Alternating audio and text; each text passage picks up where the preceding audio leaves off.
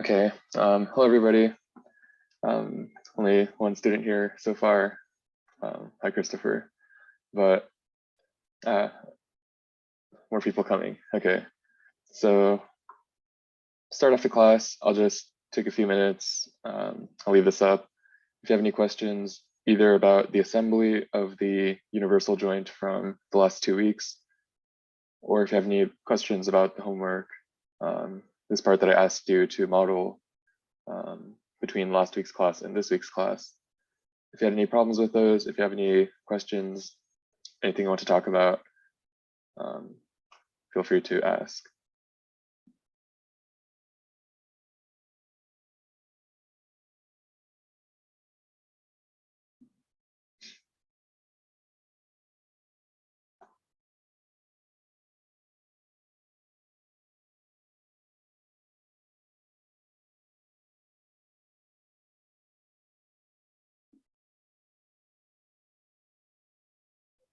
All right, so if there's no problems with those, I guess we can get started.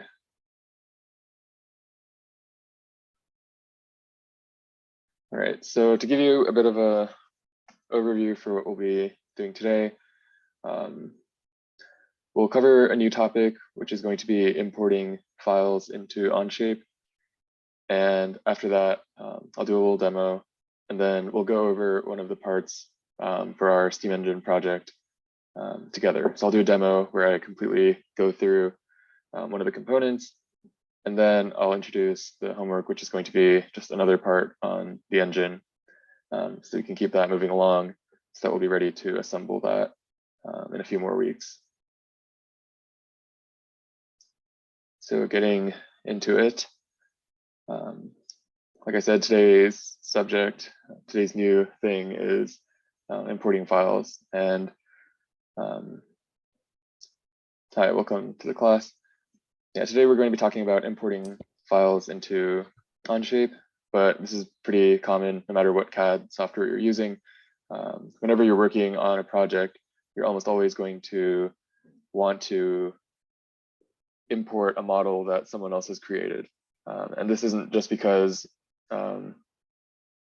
like you don't know, it's not necessarily because you don't know or you don't want to create the model yourself, but a lot of the times it's just better to use models that are provided, for example, by a manufacturer, or if it's a standard component, it's good to use the accurate model for that component to make sure that when you actually try to build this thing in real life, that your parts are going to fit together, right? For example, screws. If I'm building something, if I'm trying to create a model in CAD of something that has a lot of screws, hundreds of screws maybe, there's no need for me to go and accurately create a model of a screw, because they're out there, right? They're going to be more accurate probably than what I can do, and it just saves me that time. So if you're doing some kind of like engineering project where you're going to be working with standard hardware, not just screws, but things like bearings, other fasteners, machine components like gears or keys. In those cases, you're probably going to be buying them from some kind of vendor. So pretty common, I guess. McMaster is known for having a pretty big catalog, I guess. A lot of people do use this. There are, of course, other ones, but what's pretty cool about McMaster is that they provide CAD files for a lot of the software, for all of the parts that they sell. So for example, if I'm going to be using some kind of screw in my assembly, for example, for this air engine project that we're doing, right? It's going to have, if you're trying to build this in real life, you'd actually have to include a number of bolts or screws to keep it held together.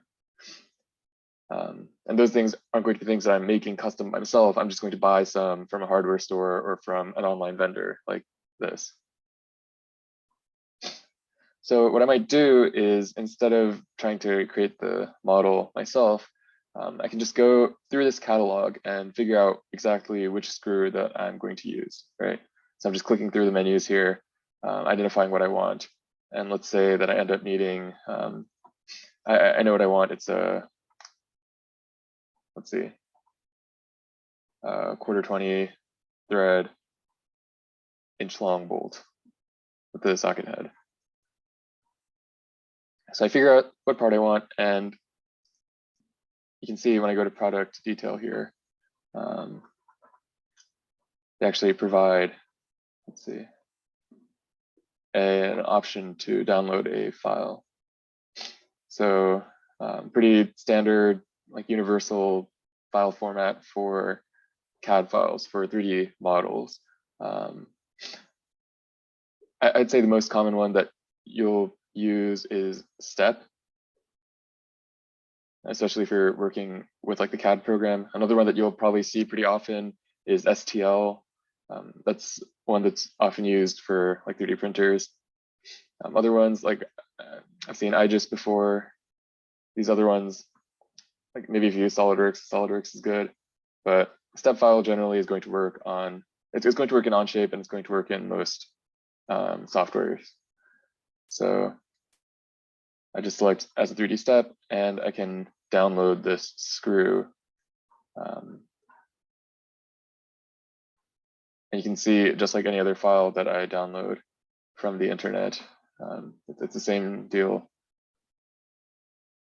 And I can save it to some directory on my computer. And now I go back to Onshape.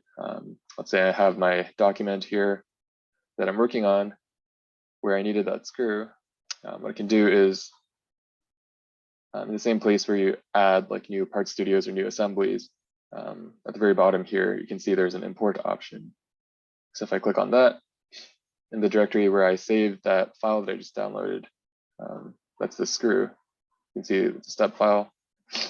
I can hit open. I know some of you did this before to download the parts that I put on the Google Classroom. So should look familiar. Here you have an option. This is only applicable in the case where you have a part that's consisting of multiple different solid bodies. So for example, if you have a bearing, like a ball bearing, you can imagine like a good CAD model of a bearing probably has separate bodies for the balls as for the inner and outer races, right? So a single part file might consist of more than one body. And this is just saying like, do you want to combine all those or not? So in our case, it doesn't really matter.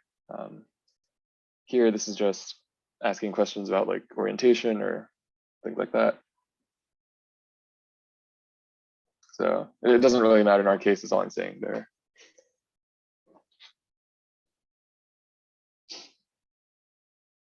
So you can see once I do that, after a few seconds, it will appear at the bottom here. And now I have that model of the screw that I wanted, that I found from this online vendor. So you can see, like, I technically know enough about CAD to create this model myself, but it wouldn't be a great use of my time. And if I make a small mistake, then that could affect the other things that I'm designing, because I want all of my other parts to be correct for this piece of standard hardware. Like a quarter 20 bolt is going to be the same no matter who you buy it from, where you buy it from. If it meets this standard for being a certain type of bolt, it's going to be interchangeable with any other type of bolt, right? So the same should go for your CAD models.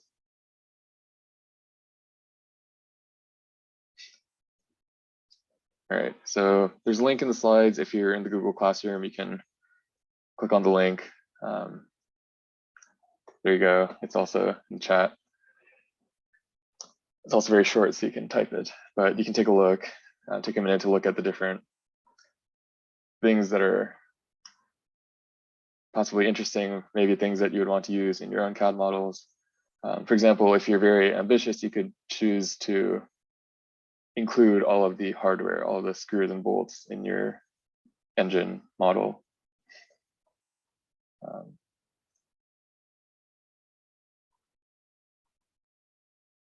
Can I ask a question about the universal joint, or do I have to wait until the end of class? Sure, I'm taking a pause right now anyway. Yeah, go ahead. So basically, the one problem that I forgot to ask last week was basically I did everything that you did except the last in the assembly in the last revolute. I click on what you told me and then I press solve, and then it just pops up a bunch of question marks on my mate features. Okay, I'm not sure off the top of my head what the question mark means, but I would guess that that is something about the way that you created the mate is over constraining the assembly. Here. So in general, when you encounter a problem with assemblies, what I like to do is just delete the last couple of mates I created and go through all the mates and look at them again. I guess if you're having the problem right now, if you have it up, feel free to share your screen. Look at this. So basically, I get the last revolute. I click on this, and then I press solve, and then it pops up these question marks. And I don't know why, because I did everything that you did. So like, what happens if you just hit the green check mark there? it's kind of weird.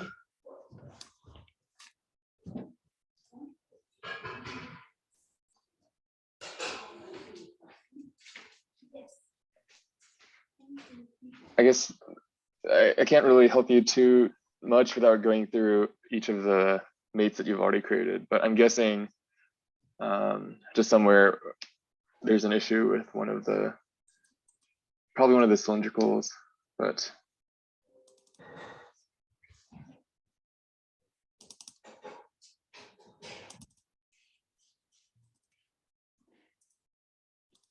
Okay. yeah, it's sorry, it's really hard for me to say without like going through everything in detail. But what my suggestion would be to Deleting all the mates.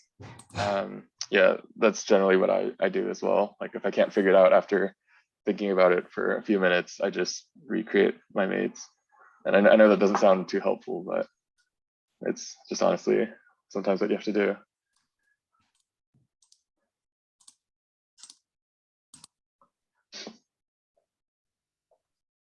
All right, so if no questions about McMaster, I'll just show you a quick example of where it can be useful. Whenever you're designing rotating components like transmissions or like really anywhere where you have rotating components, right? So if you have wheels, if you have a motor, you're probably going to encounter a situation where you need to transfer rotation between components, right? And if you do that, you'll have a shaft and you'll need some interface to the shaft. You can't just have like a completely smooth shaft and do too much with that. One of the common solutions that you'll probably end up using is what's called a key in a shaft. So here, the shaft I'm referring to is this long cylinder here that goes through the middle. The keyway is kind of this square channel that's been grooved into along the length of the shaft. And then the key is this little, you can only see the square face of it, but it's a long, basically square prism that kind of locks the shaft to the thing that's surrounding it, which is in this case, the shaft collar. So actually this thing isn't really anything useful. You're just putting a collar on a keyed shaft, but you can imagine that this might be part of a larger assembly where in context, it might be something. So if you go to the slides, you can try this out for yourself and follow along, but I'll just show you. I kind of saved these links to 3 components that I could have picked out while I was designing a component, right? Like I could have decided that I needed a certain shaft. So I looked for it and I found these components. Now what I can do is instead of trying to recreate these models or something like that, actually all I need to do, since I'm going to be eventually buying these parts and they'll be coming to me exactly as they're modeled, the most faithful way that I can kind of create my assembly is to actually use the model that I know is going to be correct. So you saw I just went to the links, I hit download on each of the parts, and pretty easily I'm just able to import the components.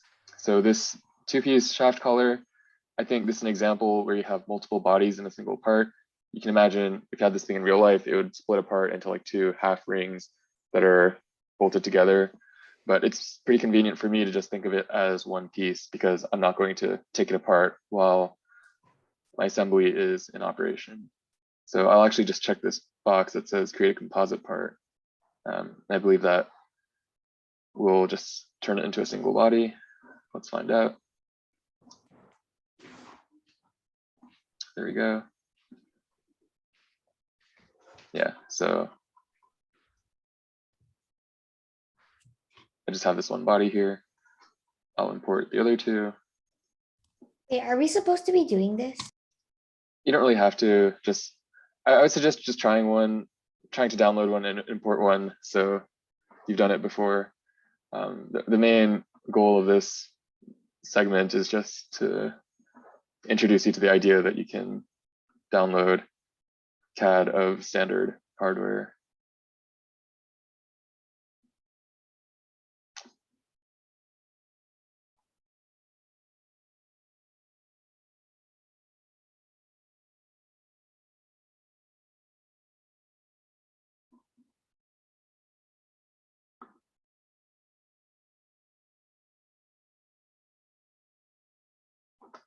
All right, and you can see as I go through these, models are entered into my document in Onshape.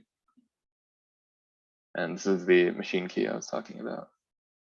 So in my assembly now, if I want to use those parts, it's just like any other part studio that I might have created. I can just go to insert and put in my components.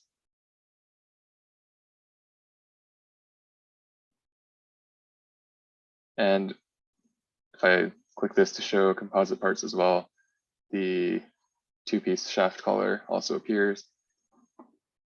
And there you go. So I can just take this and assemble them, whoops, like I might any other thing.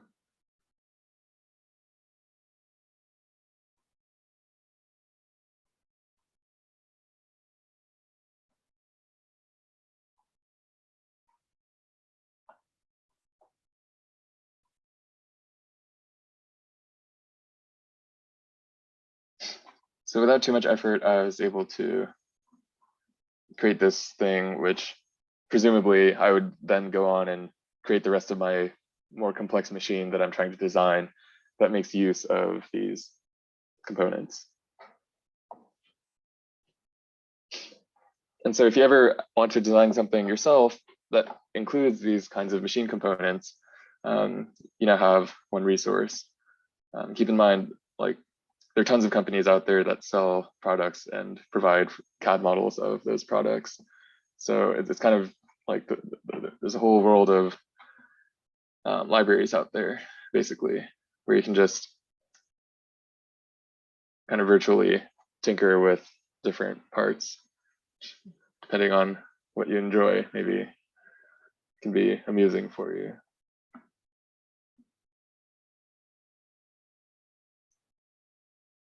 All right, and before we go on, here's just one other thing. These like expansive CAD libraries of all different kinds of parts is not just limited to these like super practical standard hardware type things. There's also a lot of online communities dedicated to creating and sharing 3D models, right? So here's one example. It's called Thingiverse. So this is like a community surrounding like a 3D printing, like a 3D printer. So these people are people who like just create models and share them for each other to print on their 3D printers. So if you're into that kind of thing, like these generally are more fun or novel models that people create mostly for the purpose of printing. So if you're into that kind of thing, there's also tons of communities out there that are similar to this. You can go like look for them, but here's just one that happens to be fairly well known. And you can see like, I'm interested in gears. I clicked on this. I guess maybe that was a bit of an overlapping example with McMaster, but I'm interested in what this person created, which happens to be these helical gears. I can go in and somewhere around here, I can download. You can see in this case, it's not a step file, but an STL file. But Onshape will also accept STL files. So you can see, same deal, I can import that helical gear, and after a few seconds, it'll appear here. Now, one thing about STL files in Onshape is that they're kind of, like STL is a bit of a different way to save the information than a step file. You can see it's kind of giving you a lot of this. It's basically converted the surface into like a mesh of triangles. And so that's kind of what you're seeing here in Onshape with all this kind of crazy stuff. So if you're just trying to 3D print it, this is a pretty good format. But if you're trying to work with it for your own CAD models, it's perhaps less useful than other formats. But anyway, there you go. All right, so slides and all the links and stuff in them are on Google Classroom, so make sure you're in that if you aren't in that yet for whatever reason. And before we move on to back to the engine project, I'll just show you one more thing, which is kind of the opposite, the complement of what we've been talking about. Not only are you able to take other people's stuff, you can also give other people your stuff.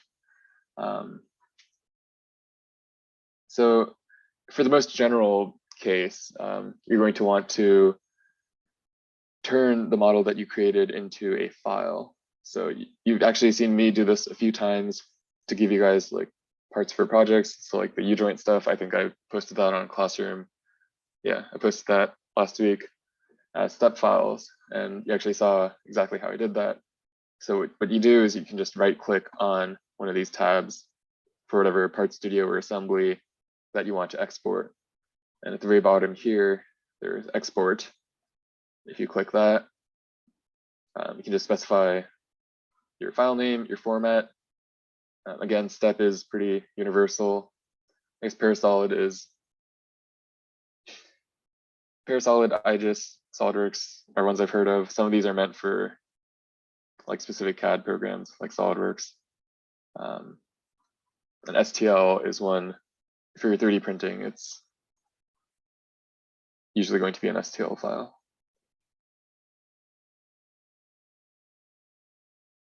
So that's how you can send people models. I think Onshape actually has its own built-in community, kind of like Thingiverse, where people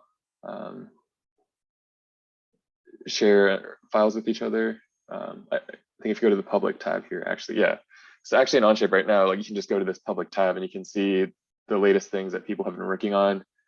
I guess at this point, I should also probably mention that if you have like a free Onshape account, I'm not completely sure, but I think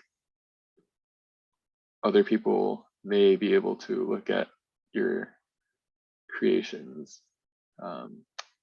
You'll have to look more into that on your own. I'm not a Onshape expert, but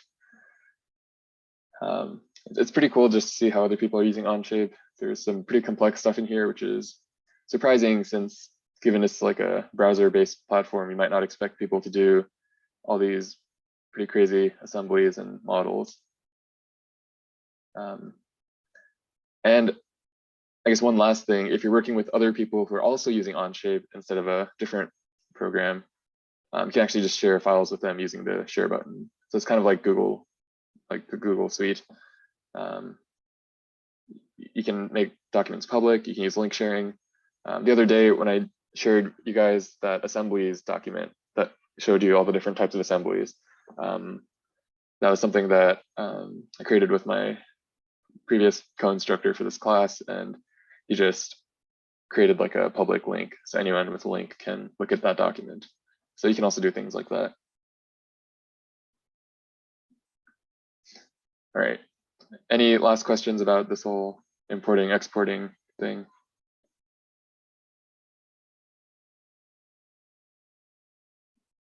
All right, if not, we'll go on to our project. So as I mentioned, like I previously taught this class with co-instructor. His name's also on the title slide. And for one of his high school classes, he actually created the air engine that we're modeling in CAD in like a metal shop. So you can see his model here. Maybe you can recognize some of the parts. The one that you did last week, or between last week and this week, is the big square on the bottom here. That's the base plate. So it's just a rectangle with 2 holes in it, right? Pretty straightforward, hopefully. No one asked me any questions about it, so I assume you didn't have any trouble with this guy. I said you can ignore the counterboards, so. We did that last week? Yeah, this was the homework from last week. So Oh, every week I'm just going to assign like 1 or maybe 2 parts to do, just so that by the time that we get to the end of this project, we can assemble everything together. I think there's a total of like 6 or 7 unique parts, and we'll be doing some of them in class together. So hopefully it'll not be too intensive, but still offer you some good practice every week. All right, so here are 2 more drawings. As a reminder, all the drawings are posted on the classroom, and you can also find them from their source at littlemachineshop.com. So probably the next 2 parts we're going to look at, I think it's a bit ambitious to try to do both of these in class, but I'll start with a cylinder. And so the cylinder is this kind of unintuitively, the cylinder is not actually a cylinder, like a circular prism type of cylinder, but it's called a cylinder because the inside of it is a cylinder. So if you are familiar with like a piston and cylinder, in almost all types of piston-based pumps or engines, you have basically a mechanism where you have a tube of fluid, air or liquid, and inside you have a piston, which is in this picture, the piston head is this black thing inside, and the movement of that piston head along the tube just creates a change in the pressure of the fluid. So you can imagine any kind of piston, basically you're compressing fluid by pushing it with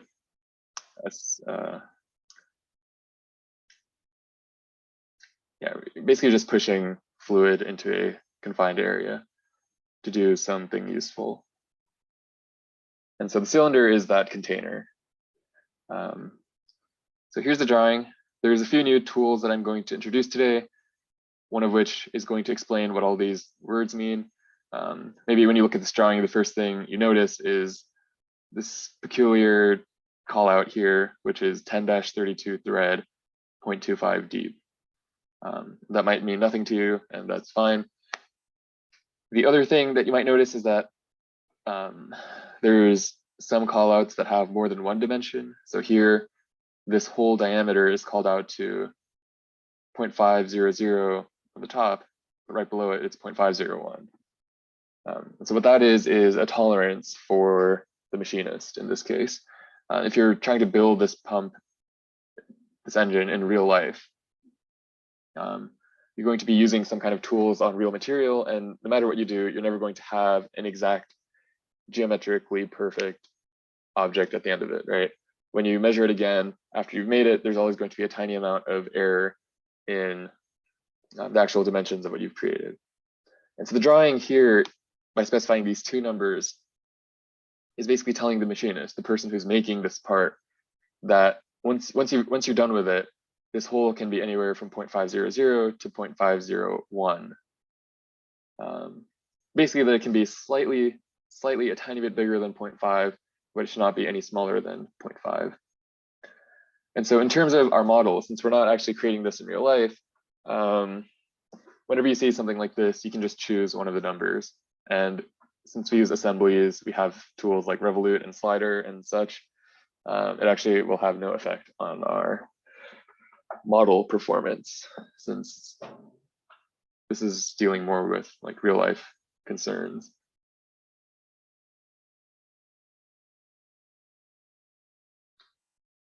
All right, and as to what this one means, I'll explain once we get there in our model.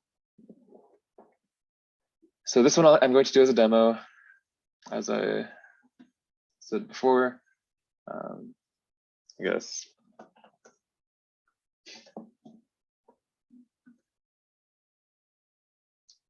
So hopefully at this point, to do the homework, you created a document which will contain your project for the rest of the time you're working on it. So basically, I imagine that you have a document already that has a single part in it that's called base or base plate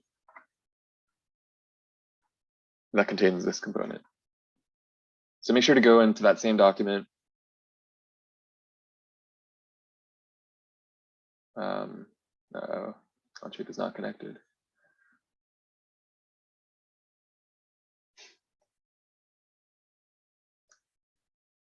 I'm starting a new document, but just go to the same document where you had the base saved. And while my Onshape is acting up, let's take a moment to review this drawing, right? So can anyone tell me, basically, I might have given it away already, but what the basic shape of this part is? What tools? A rectangle? Great, so yeah, rectangles. I see rectangles as well on all three views. So what tools would you use to create this part? Line? All right, so in the sketch, you would use probably lines. What about to go to 3D? What? What about to go to 3D? Which tools would you use? These circles? Yeah, you do need circles. As you probably noticed, there's a circle here, and then it extends with hidden lines into the body. So that indicates that there is some kind of blind hole or bore that goes into the part. Okay, my Onshape is not having a great time right now. Hopefully it will be good in a few seconds.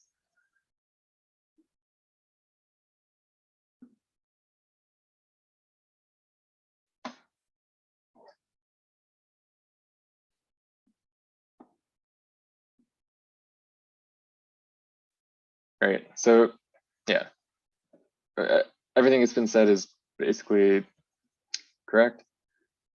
We're going to start off with a rectangle, and we're going to extrude it into kind of a big block, big rectangular prism. And then after that, there's just going to be three things that we do to it. We're going to create one big hole that extends this way, and then we're going to create two small holes that are on another face of it. And as we get into these drawings that are meant for machinists, you're going to see some kind of peculiar things about it. For example, at the end of this hole, you see this kind of triangular hat, right? So this is just an indication based on the fact that people are going to create this hole using a drill bit. And if you ever used a drill bit, you know that the tips not that one, but the tip of most drill bits have this kind of pointed shape to them. So any hole that you drill, any blind hole that you drill using a drill bit is going to have a conical end to it due to the shape of the drill bit that was used to create it. Let me just sign into Onshape again.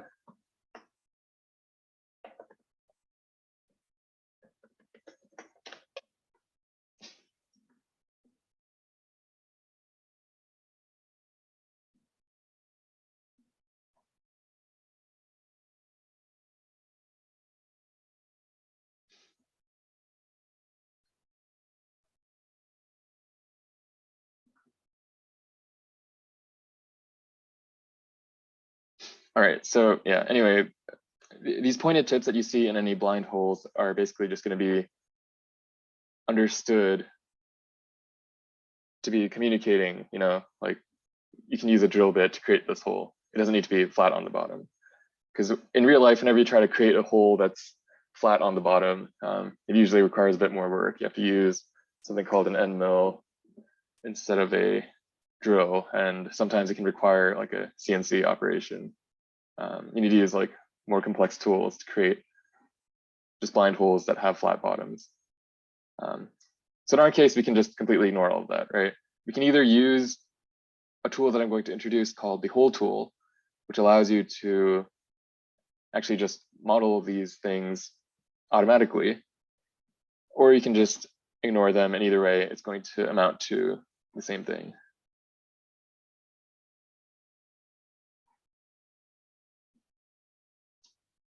Maybe it doesn't like that document.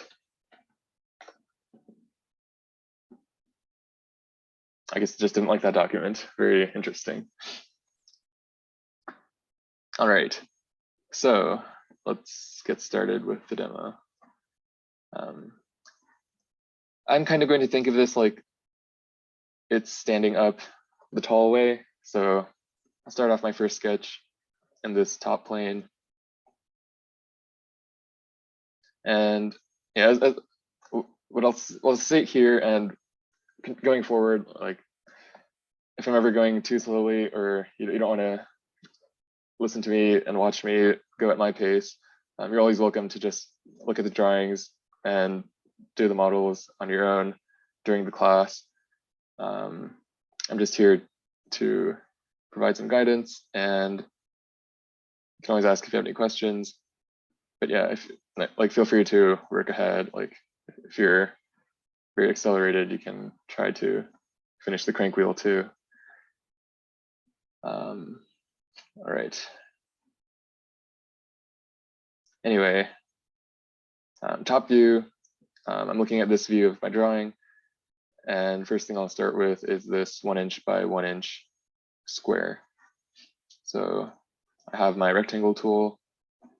And by now I have a pretty good idea of how to make a square. I can actually just use my relations, select the adjacent sides and make them equal. And with my dimension tool, I can say that's 1 inch. And I'm actually done. That's all I want. So that's my top view there. And then to extrude this square into a prism, I see from this front view, I'll call this the front view, that the height of this block is going to be 1.875. So I'll pick my extrude.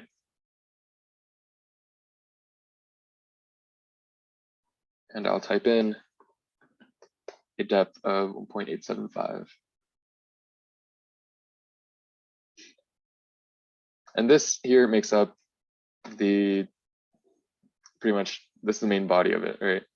All the other features are kind of cut out of this form. If you're making this in real life, you'd probably start with a block that was about this size, maybe slightly bigger. You would just trim it down to be these exact dimensions, and then you would drill a few holes into it. Okay, and now I'll do this big bore, the 0.5, the 1/2 inch diameter bore. And I'll introduce a new tool that you can use when you're doing things like this. So I'll go look at the bottom of my part. You'll see I'm looking at the bottom, and I'll create a sketch on my bottom face. You can create the face, like you can select it just by clicking this face. You can also, in my case, just use the top plane, I believe, yes. It amounts to basically the same thing. And then I need to locate this hole.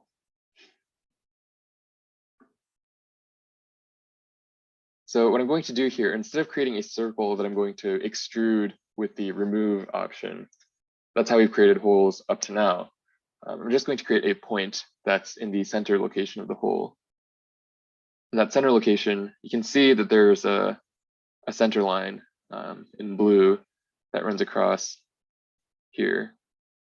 And I can see that the center of the circle is 3/8 of an inch away from the left edge here, 0.375. So I'm going to create a point. If you haven't seen this yet, this is the point tool. It's kind of off to the right, maybe in the middle of your first group of sketch tools. And to create a point, you just click anywhere and you get a dot. And the point is completely unrestricted. I can drag it anywhere. What I'm going to do is the same trick that I use to center things. So if I create a line and I start it at the midpoint of the left edge, and I connect it to my point, then I'll make this a construction geometry, and I'll make it horizontal. Now this point is kind of constricted. It can only move horizontally along the middle of my square. And then to get that 3/8 inch from the left, I just add a dimension. That's one way that you can create that point. But my objective here is just, all of that was just to get this one point here that's in the correct location. That's where my hole is going to be. Wait, can you do that? Like, can you do like the last few steps again? Like the, oh no, wait, no, never mind, I know. All right, great.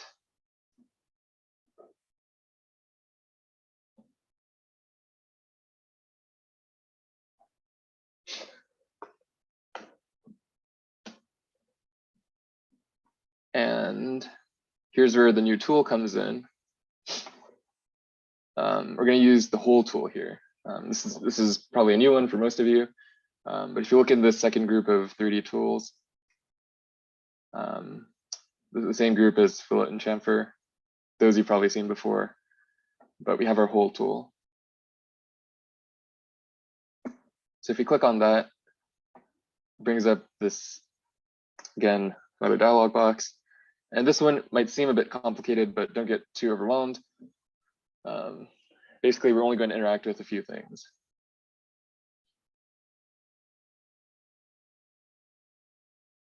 So the first one is the style. And here you might recognize the words counterbore or countersink. When I was explaining the example for the homework from last week, you noticed how these holes kind of had two layers. There's a big hole on top and a small hole kind of going through the center. And I explained that's a counterbore that's used to allow the heads of your fasteners to lie under the surface of your part, right? Yeah, how did you get your hole again? I don't see it on my screen. Hole is just one of the tools. Depending on the size of your monitor or the aspect ratio, you might, It's here. it might be in it like a drop down, but it's just this tool. Drop down. If you can't find it, you can also just search for it. At the far right, there's a search tools bar. And if you just search hole, it should come up. It doesn't come up. It says there are no items that match your search.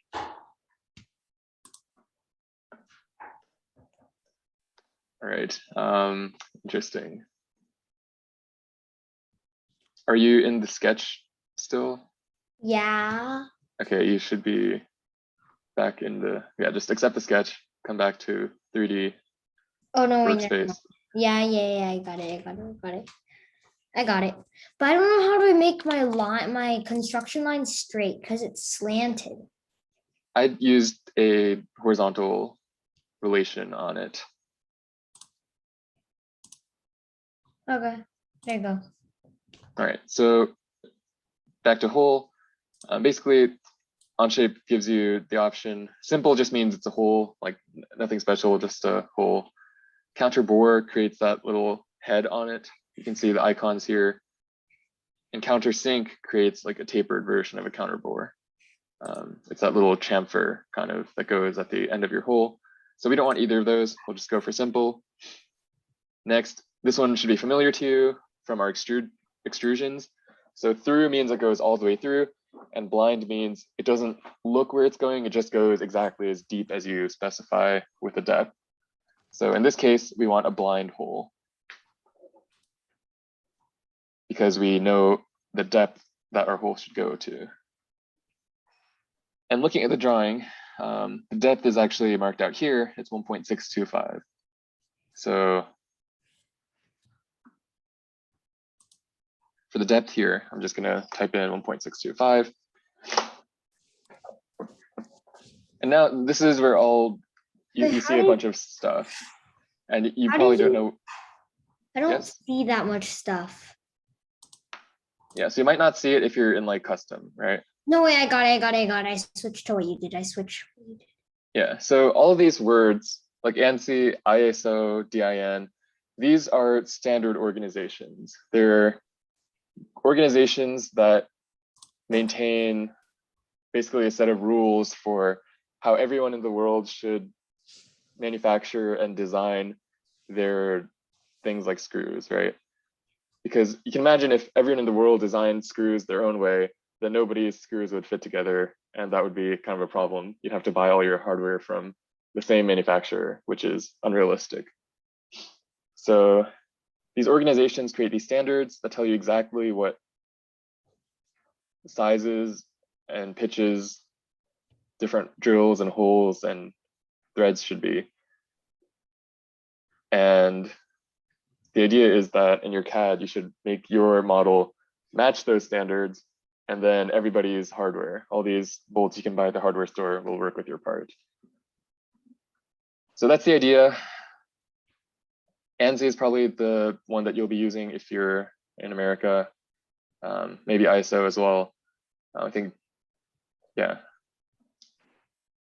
In our case, we're just going to go to custom though. So custom is the first one in the list. I guess it might be the default, seeing as some of you didn't see ANSI by default. But in our case, we're just going to call it a custom hole. And the diameter of that custom hole is going to be 0.5. The depth, like I said before, is going to be 1.625. And that's all there is to it. That's my hole. And the last thing I need to do is tell Onshape where to put this hole. And that's where the point that I just created a moment ago comes in. I can just click on this point that I made. And you can see in the preview that it creates that hole that I wanted. I didn't have to do any extrusions. I didn't have to create the circle. I didn't have to do any of that. All I did was specify the diameter, the depth, and tell it that it was a simple blind hole, right? So you can imagine this is pretty powerful.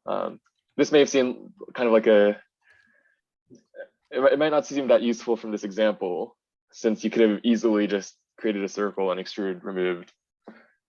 But as we get into more complicated holes, you'll start to appreciate why this is useful. The other thing is you can see at the bottom of the hole that you have kind of that conical tip to it, like a pencil, like kind of like you pushed a pencil into a piece of clay. And that's what I was saying before about how drill bits create that in a part. So Onshape just creates that for you. You didn't even have to think about it. It just happens automatically. Can you show me the hole again? Because I was trying to figure out to convert because I'm in centimeters. I was trying to figure out how to convert 0.5 inches to centimeters. Oh no, wait, since I'm already using, wait, no, never mind. Okay. Yeah, Because, don't worry too much about units. I'd say if you're in centimeters, just type in the exact same numbers. Just type in like 0.5 and 1.625, and don't worry about converting and since we're then not trying to make this in real what life. do I click on to start? Oh no, wait, never mind. Do I just do that? Okay, I got it. All right. Why is it not centered though? The hole will just appear on whatever point you scope it to. Was All it right. supposed to be centered? Your hole is supposed to be centered along one direction, but not along the other direction. Oh, So the well. center is 3/8 of an inch away from one edge, and it's centered with respect to the other edges. Anyway, back to the drawing. Don't have too much time, so I'll kind of move us through this. The only thing we have left in this part is these two holes that go through the side. You can see one of them joins the original big hole that we just created, and one of them is blind and it stops just short.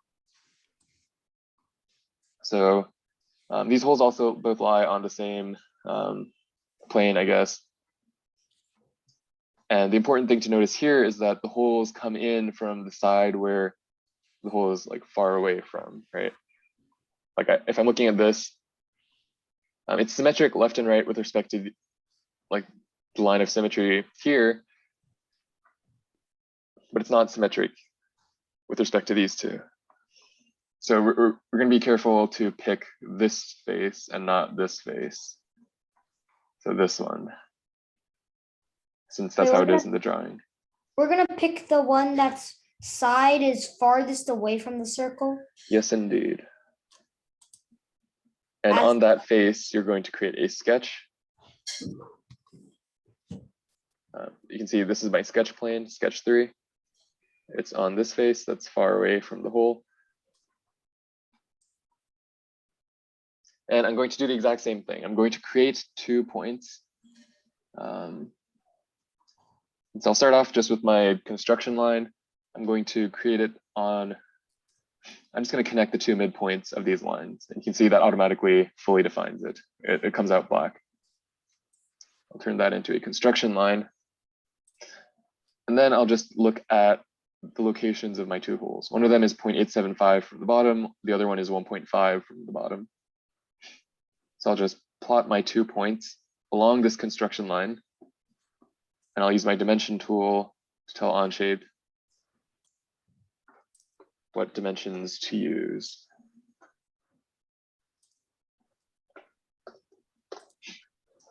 And so just like that, that's all I need to do for my sketch. wait,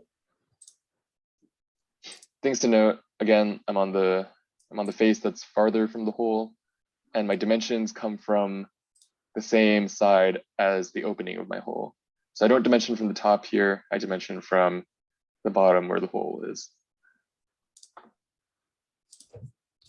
wait, no, never mind. All right, and I'm going to now just drill my holes again using the hole tool. So the one on top, the one closer to the closed end of this cylinder, that one has a diameter of 0.125. This symbol means diameter, if you haven't picked up on that. And looking at this cross section, well, not really cross section, looking at the side view here, this front view, you can see that it just connects into this hole from the outside. So I only need to go in. It doesn't say how deep I should make the hole, but I just need to know that it goes in deep enough to fully connect with this channel here. Wait a minute. So what I'll do, same thing, hole tool. It's going to be another Well, custom hole. can you spin your thing around for a second? Because I don't know if mine is on, because my dot, like the top dot is closest to the circle. Oh, I did it upside down. Okay. So I'm going like, to do the exact same thing as I did for the other hole, except here I have a bit of a thing going on. I can't use through because that goes through everything. So I'm just going to use blind. And the distance, the depth that my hole needs to go is deep enough to reach this bore, but not too deep to go out the other side. So looking at the drawing, I can just do a bit of quick reasoning. To go in this far, let's say I need to go in like 1/2 inch, which will get me, you can see now that gets me through all the way to the bore, but it doesn't get me past to the other side. Wait, which dot am I supposed to click on? The one that's at 1.5? Right, just like it is in the drawing. Yeah. That's the only one I have to click on, right? I don't have to click on the 0.875. Okay. After that, we're going to create the other hole. You can see whenever you create a feature, you probably noticed this already. Whenever you create a feature with a sketch, Onshape has a tendency to automatically hide that sketch, so you can't see it anymore. And that's just so like your stuff isn't cluttered. Because in general, you have one sketch and you make one feature out of it. Sometimes you want to use the same sketch to make more than one feature. So what you can do is just, if you hover in your feature tree over something that's hidden, like sketch 3, if I hit that crossed out eye, I can make it a not crossed out eye, and now I can see the sketch again. You can see it shows up again. And I'm going to do the exact same thing, just in this time, this is where we kind of use the abilities, the powers of the hole tool. This hole, this doesn't tell me a diameter. It just tells me that it's a 10-32 thread, 1/4 inch deep. So what exactly does that mean? I pull up my hole tool, and this time I'm going to go from custom to ANSI. Simple and blind still. And so I can explain this further in greater detail next time, but the main idea is 10-32 thread specifies the diameter and the pitch of a screw. So a tapped hole, a threaded hole, just means that it has those, it means it can accept a screw, right? You can screw things into it because it has those threads. We call these threads that the bolt can fit into. And so instead of clearance, we're going to call it tapped. And we know it's tapped because it says the word thread here, right? 10-32. Even if you didn't know, even if it didn't have the word thread there, 10-32 implies there's a thread because the second number is a pitch. And if it doesn't make sense to you, don't worry about it. If you're curious, you can read more about like tap standards or thread standards. The important thing is getting the numbers. So 10-32, that's all that means. Don't worry about diametric engagement. And you can see it automatically fills in the diameter for you, as well as the, I guess don't worry about these. Mine are different than yours. Make sure you're in ANSI. Yeah, I am in ANSI. And tapped. Yeah, I'm in both, but mine are different than yours. I'm not sure what you mean by different. Like the numbers are different. You can just type in what you want for the depth. But make sure you're also in number 10 and 32 threads per inch. Wait, does it matter what the numbers are? Yeah, the numbers do matter. This refers to the diameter. So instead of calling out like a specific diameter, it just tells you it's 10. So 10 just means it's meant for a size 10 screw, right? So what are the numbers supposed to be? 10 and 32 threads per inch, like No, I have in mind. Like the bottom numbers that say like 0.159 inches, 0.25. Right, these are correct. And these are filled in automatically by Onshape. If we didn't have this whole tool, you'd have to do these manually by looking at what's called a tap and drill chart. So in most like engineering or machinist reference books, you'll find tables similar to this, and they'll just tell you exactly what all these things mean in terms of diameters. But if you don't want to deal with that, Onshape, this whole tool is a pretty useful tool because it just lets you fill in the details of what it is, and it'll put the numbers in for you. The only number you change is the depth here, which is 1/4 inch. and you place it at the location of that other hole. And when you do that, basically, there you go. That's the end of the part. But my other hole is gone. Make sure you actually created 2 different hole features and didn't edit the first one you did. Like there's nothing to click on. All right, I can get back to you in a minute. We're just gonna wrap up the class since we're already running late. We'll get to the crank wheel another time as another demo, probably next week.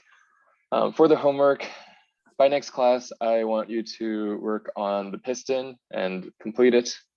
The drawing is on this slide and also on the Google Classroom. Note that the drawing has these tolerances that I mentioned before. We have these 2 numbers stacked on top of each other.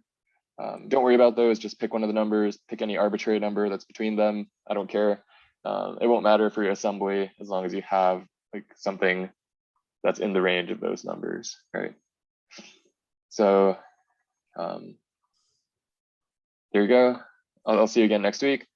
For those of you who need to leave, if you have any questions, I'll stick around for just a couple more minutes, but that's all I have for you. So yeah, thanks for coming.